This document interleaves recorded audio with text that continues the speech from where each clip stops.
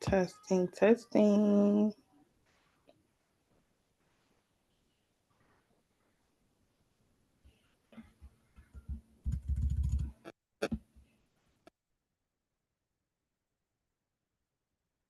Mm.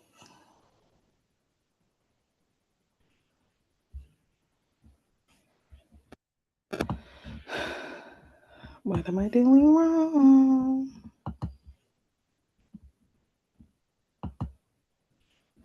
Let me see.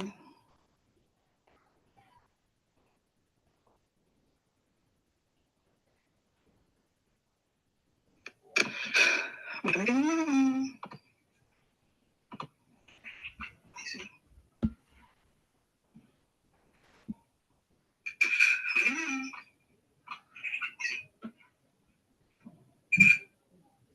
Oh, okay. I can't hear me.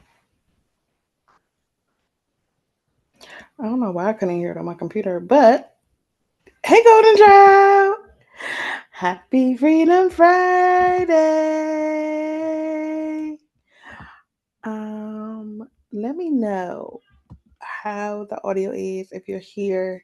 Even if you catch the replay, let me know if this audio and video is an improvement from my other videos because my freaking business coach gathered me, okay? I did my first LinkedIn Live on Wednesday. So if you follow or if you've seen any of my posts or my Magic Monday post, um, I have a new event that I'll be doing, the author's playbook over on LinkedIn Live. And I'm in the process of monetizing my LinkedIn as well as my YouTube. Um, I'm a manifesting generator, so I'm always doing a lot. But um this camera to me, it just looks so blurry. But when I go to the YouTube video, it doesn't seem blurry. But anyway, okay, that's not what we're here for. We are here for the Freedom Fridays podcast.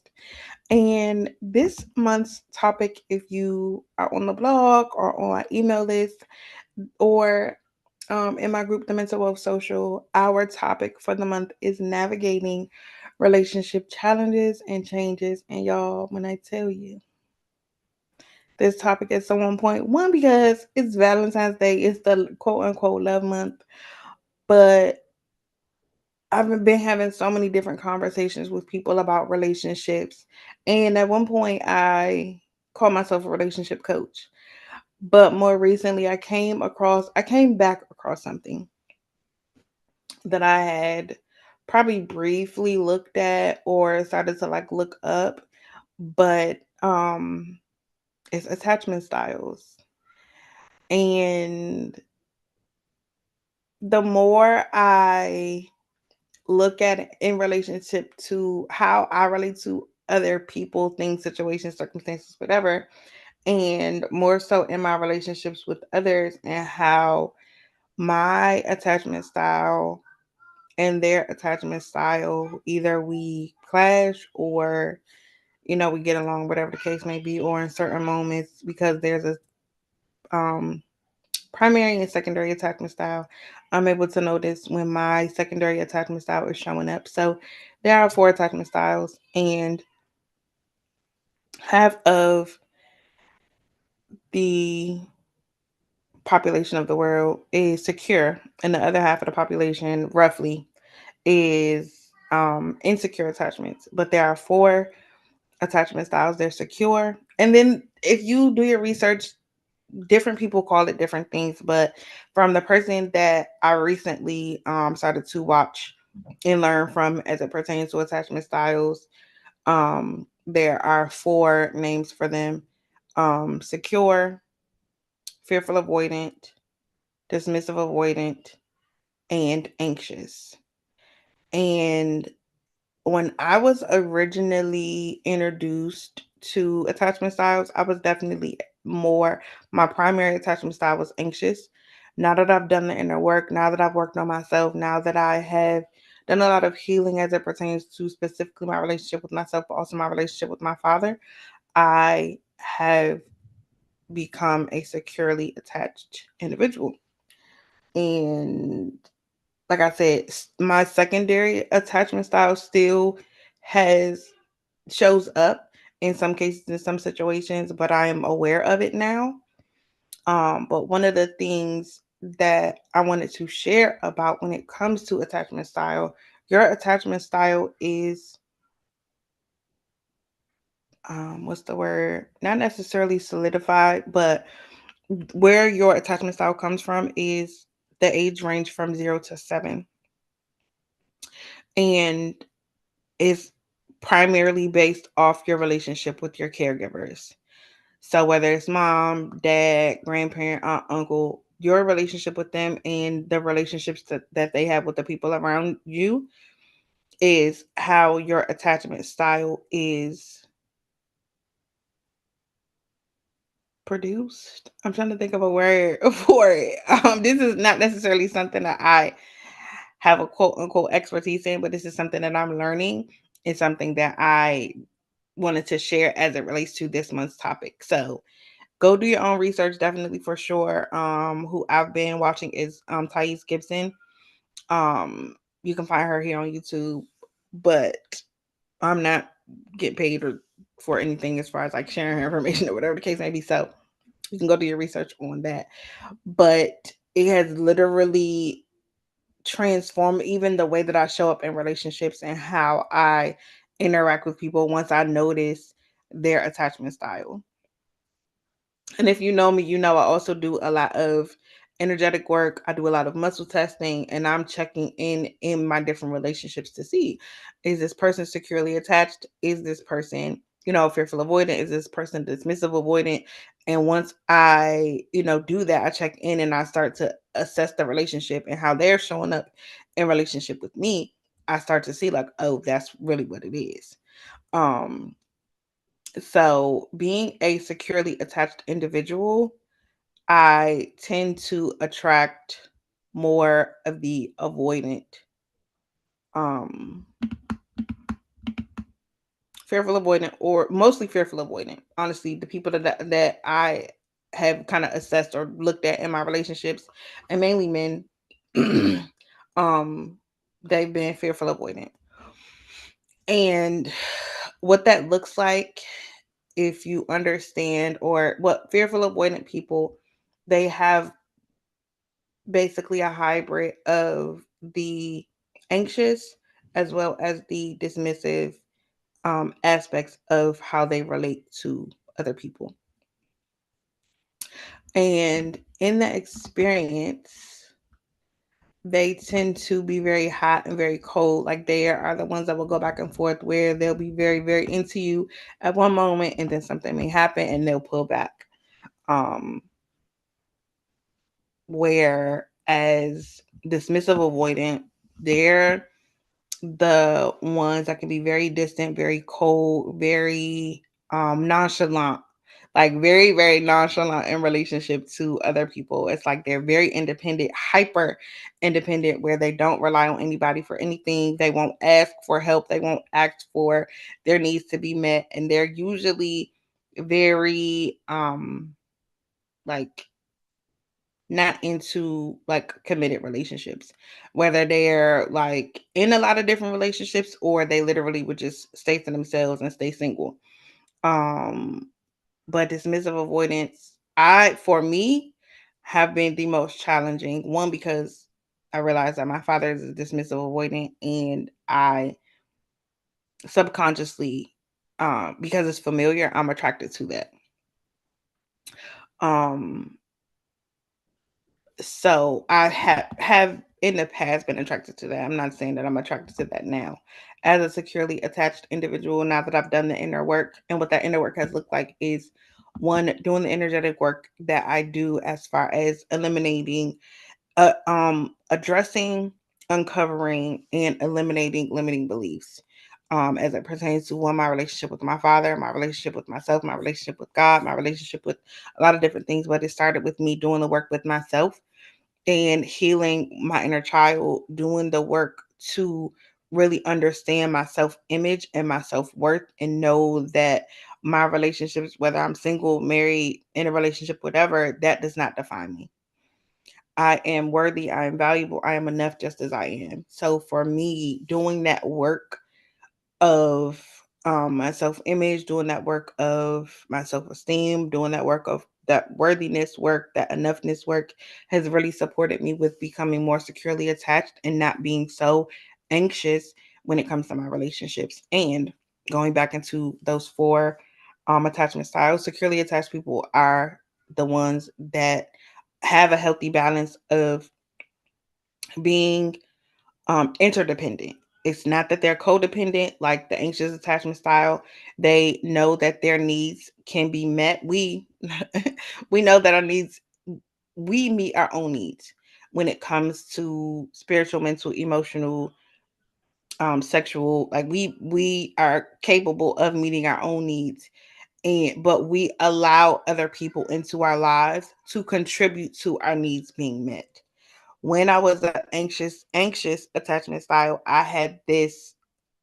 I heard the analogy from Thais that, if you're going to the gas station and your tank is on E, and you've been riding around for a little while, you get to the gas station, the gas station is closed, you're gonna freak out because you're like, I needed gas. Like, I don't know where the next, how many miles I got left. I don't know if I'm gonna make it to the next gas station. Like, you're literally on E as an anxious attachment style, and you're pulling up into your relationship with the expectation that they're going to fill your tank, or at least give you some gas to get to the next destination.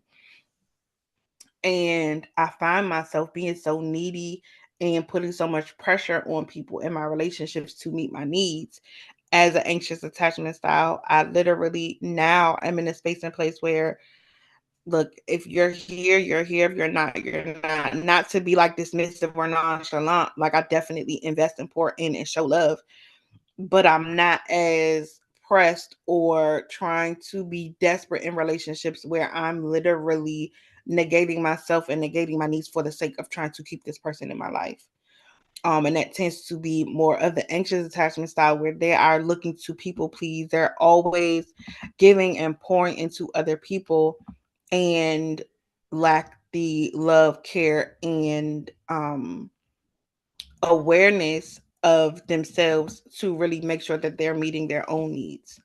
Um, and that for me was a huge, huge, huge shift, a huge change, a huge realization, because I was in that space and place where I was going from relationship to relationship, going from situation to situationship, trying to get my needs met when it wasn't their responsibility to meet my needs. It was my responsibility to meet my needs and be open to allowing them to contribute to my needs being met. So those are the four attachment styles. Again, I said the secure attachment style, the anxious attachment style, the fearful avoidant, and the dismissive avoidant. If you have any questions, feel free to drop them in the comments, drop them in the chat.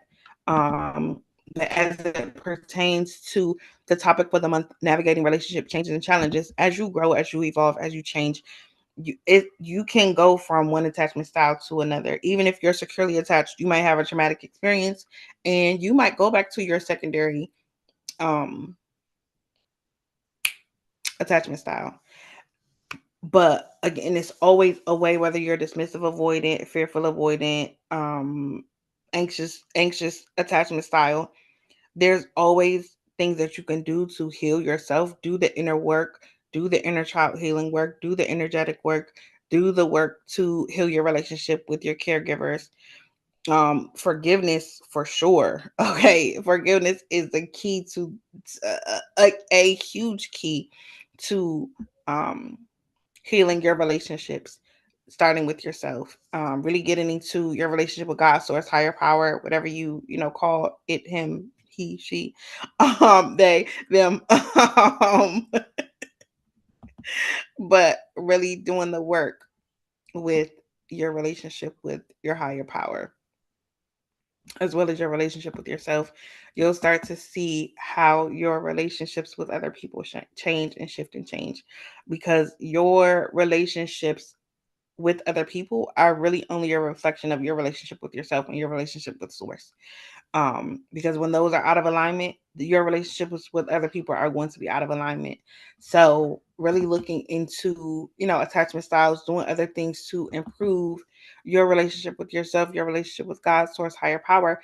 Those are the things that are going to help you to shift in your relationships with other people and your relationship with other things. Because I've noticed when my relationship with food has changed, my relationship with my body has changed, my relationship with money has changed and improved, because I've done the work on myself, because it starts with me. And the title of my first book is It's All in Me, My Journeys to Freedom and Living Abundantly. When you realize that it starts with you and that you have everything that you need within you in order to succeed, and in order to not succeed because you are already successful, because you are born successful without having to do anything, but just you have everything that you need within you in order to live the life that you desire and the life that you deserve. And in order to have the quality of relationships that you desire and deserve as well. But again, it starts with you. Um, but I'm complete. Again, if you have any questions about attachment styles, if you want to know more about who I've been learning about this from, let me know. If you want to continue the conversation about attachment styles, feel free to drop any comments, any questions in the comment section. Um, yeah, it is time. It is definitely time to heal our relationships and be in spaces and places where we have a better quality of relationships. And one of the things that I did recently is I created a report, and it's on my website. Share my screen. All right, I'm gonna find it and then I'm gonna share. But if you don't know, I am a human design expert, and human design is a tool for self discovery, a tool for um, deeper self awareness, for deeper spirituality. Um, it is a tool that supports you with navigating life as your most authentic self and understanding other people's most authentic selves. So I'm going to share my screen and I'm going to show you how to access the report. Um, yeah, how to access the report.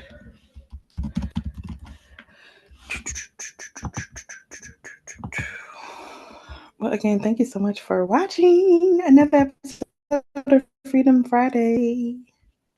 Chrome tab. So when you go to my website, you'll see this pop up. You'll put in your name, your email address, and it will take you over to this page here. You can just go to that page, whichever. But if you want more information and to receive the emails, definitely do the pop up, because I'll give you more insight on your human design through those emails. And you'll see a video. I'll go into more depth about um, human design, what it's done. This page gives you more information about human design, and you'll go here, you need your date of birth, time of birth, and location of birth. If you don't know your time of birth, I have a video on my YouTube channel. Um, just go look for it. How to find your time of birth for your human design. Um, but I will show you my chart.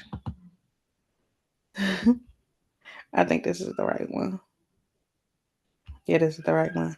But how to get your relationship chart is you can get your human design chart from here.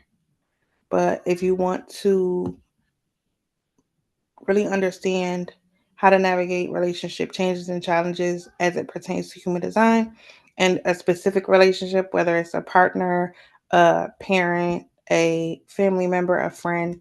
This is a report that will give you insight on how to go from navigating relationship woes to relationship goals. But you can get your human design chart for free, and then you can click create new relationship chart. You put your name, then the other person's name. Y'all, this is my ex husband. I've been doing a lot of research to really understand where the heck I went wrong. Where did I go wrong? But you'll see on the relationship chart where it'll show you their chart, your chart, their chart, and then the different channels in a connection theme. There are two, five, six, seven, eight, nine, five different connection themes. But it'll show you the level of compatibility. And the definition is really when it comes to emotions, how emotionally charged your relationship might be and how hard or easy it might be for once there's a heightened state of emotion, how easy it might be for you and that person to come back down and get to a place of calmness and centeredness. There are the dominance channels where one person has a channel and the other person doesn't. So there might be a challenge in that relationship where this person might feel overshadowed in a certain way as it pertains to the channel. Compromise channels is where one person has the whole channel and the other person only has half. So again, there might be some challenge when it comes to compromising, but um this the relationship report that I was just telling you about will give you more insight on these actual channels and how you and that other person interacts inside of these channels. And again, the channels are, if you have don't know about human design, these are the channels where they connect different centers on a human design chart. But I am offering this report, but if you want to do an in depth reading on the report, feel free to reach out to me and we can get that booked so you can understand more about your relationships and the people in your lives. But the electromagnetic channels are the ones where you and that person complete a channel. So, like, for example, on my chart, so let me look. Let me see, let me see. Yeah, so for example, here on our relationship chart, we complete 26 to 44, and that's an electromagnetic channel because I've he has one part of it, and I have one part of it. So that's what electromagnetic channels are. This one, um, 20 to 34. Here is one of the dominance channels where I have this entire channel and he has none of it. But again, if you want to learn more about this, you want to go in depth, get the report, put in your information, put in your partner's information. You got to do it from the individual chart. You got to do it from the individual chart. And you will be able to see the report and get your copy once you put in your information and the other person's information. It's my baby. But I will be in the coming weeks doing some work on this page. But again, I do have one for parenting, one for human design, purpose, and authenticity guide, and then this one, the navigating relationship changes and challenges report. But again, if you have any questions or if you need any more support around this, around attachment styles, around really healing your relationship with yourself, healing your relationship with others, healing your relationship with God, source, higher power, feel free to reach out to me. But happy Valentine's Day, y'all. For those that celebrate, that is all I have for today. And if nobody told you, I love you, I see you, and I'm so freaking proud of you just for being you. You are enough, you are worthy, you are valuable just as you are. God did not make any mistakes when He made you. Don't let your circumstances, don't let your relationships, don't let your bank account, none of that define who you are. Because you are enough, you are worthy, you are valuable, you are amazing and perfect just as you are. Okay? So have an amazing rest of your day. Don't forget to like, subscribe, share, comment, all the things. Let me know what came up for you as you were listening to this. But that is all I have for today. All right, y'all. Peace.